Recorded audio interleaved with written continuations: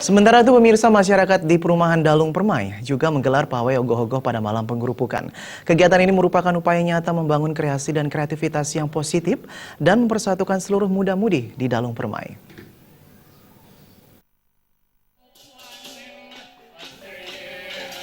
Parade ogoh-ogoh yang dilaksanakan pada malam penggerupukan kemarin memang dirancang oleh seluruh tokoh-tokoh masyarakat yang berada di perumahan Dalung Permai.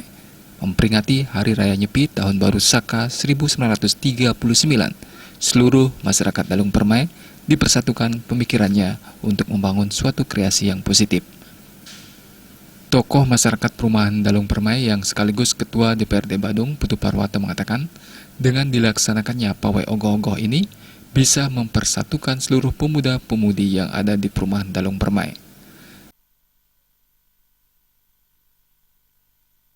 Karena itu dalam kaitannya upacara Nyepi tahun Saka ini, maka seluruh Dalung Permai kita satukan pemikirannya membangun sesuatu kreasi yang positif.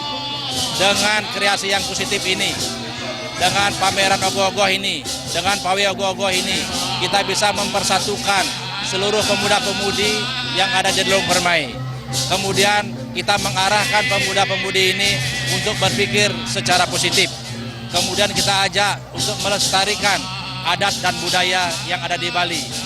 Kiranya dengan ogoh-ogoh ini, dengan pawai ogoh-ogoh ini, pemuda bisa melakukan hal-hal yang positif. Dengan demikian, pemuda Dalung Permai akan bisa meningkatkan kualitasnya.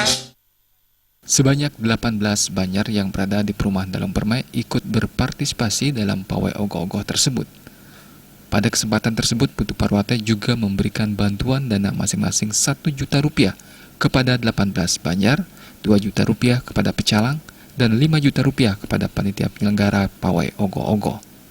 Pihaknya juga menyampaikan dengan pluralisme yang ada di Dalung Permai, semua warga harus saling menghormati dan menghargai perayaan Nyepi. Semuanya harus saling menghargai. Dengan demikian, kedamaian daripada Dalung Permai ini, kerukunan antar umat beragama akan terjalin dengan baik, kemudian komunikasi dengan baik, sehingga lingkungan ini akan nyaman. Jadi kita harapkan semua tokoh agama bersatu, tidak ada perbedaan.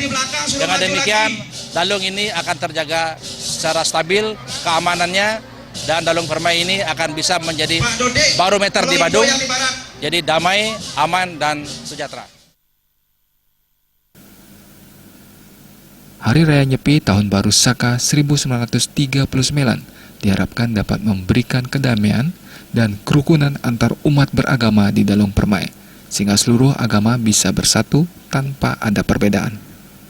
Andika dan Agus Sudiatmika, Bali TV.